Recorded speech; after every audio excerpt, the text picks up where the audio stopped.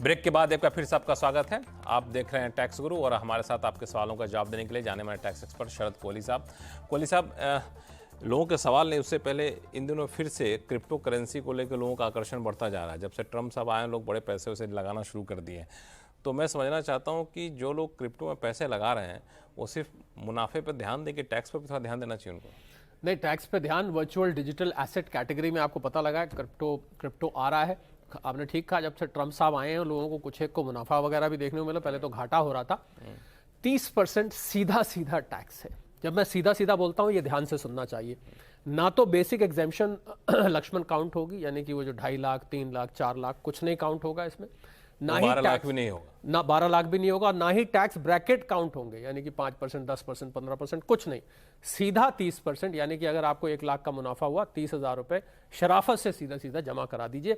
कोई और इस पे ना आप कोई खर्चा क्लेम कर सकते हैं, ना ही आप इसको सेट ऑफ कर सकते हैं, ना ही इसको आप कैरी फॉरवर्ड कर सकते हैं। तो ये कुछ चीज़ें मैंने बताई। अब जो मुद्दा जो आज जिस वजह से आज इसको उठाया आपने, इसका मेन मुद्दा लक्ष्मण ये है कि इनकम टैक्स डिपार्टमेंट ने बहुत सख्ती शुरू कर दी है, क्योंकि लोग आपका जो क्रिप्टो वॉलेट्स होते हैं उसके थ्रू ये ट्रांजैक्शन होता है। तो अगर एक्सचेंज से डेटा निकाल कर डिपार्टमेंट ने नोटिस भेजने शुरू किए हैं। 1% TDS तो है ही है, उस TDS का तो आप क्रेडिट ले सकते हैं अपने देते टाइम पर। डिपार्टमेंट ने इसको बहुत क्लोजली इन ट्रांजैक्शंस को वॉच करना शुरू कर दिया है।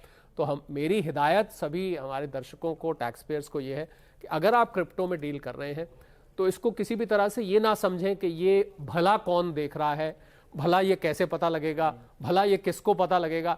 क्योंकि डिपार्टमेंट ने टेक्नोलॉजी को, लक्ष्मण, टेक्नोलॉजी की काटना टेक्नोलॉजी होती है। तो टेक्नोलॉजी के जरिए डिपार्टमेंट ने आपके जो वॉलेट्स हैं, ट्रांजैक्शन है, वो पता लगाने को, हैरान मत होइएगा अगर 2 साल बाद भी आपका वो चुपचाप किया हुआ ट्रांजैक्शन वो एकदम से नोटिस आ जाए। तो 30% सीधा सीधा टैक्स बिना सेट ऑफ, बिना कैरी फॉरवर्ड, बिना खर्चों के देना है। पहली बात तो ये कि दर्शकों को समझ लेना चाहिए कि अब कोई ट्रांजैक्शन चुपचाप हो ही नहीं सकता। हाँ, चुपचाप जहां तो वो डिजिटल हुआ तो पूरी दुनिया को पता चल जाए। जी। अब यह कब पता चले, कैसे पता चले, और इनकम टैक्स विभाग इन सब चीज़ों में बड़ा खर्चा कर रहा है कि भाई डिजिटली कैसे हम चीज़ों को ट्रैक कर सकें।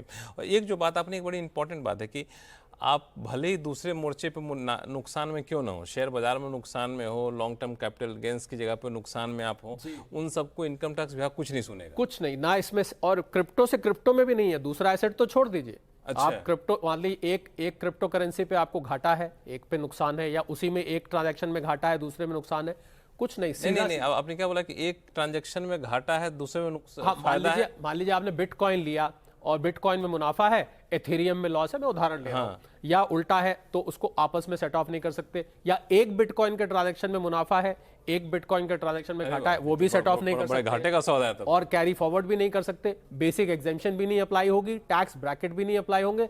सीधा सीधा, मैंने शुरू में बोल दिया, सीधा सीधा 30% शराफत से टैक्स इसका दे देना चाहिए। मतलब मुनाफा हुआ तो हमारा, घाटा हुआ तो तुम्हारा। घाटा हुआ तो बिल्कुल। तो ये बिल्कुल फार्मूला है। तो अगर आप क्रिप्टो में पैसा लगा रहे हैं तो इसका ध्यान रखिएगा कि मुनाफा तो कई बार आकर्षित करता है, लेकिन इसके पीछे पेच है। इनकम टैक्स विभाग बिल्कुल बकसने वाला नहीं है, तो ये पैसा आपको देना पड़ेगा।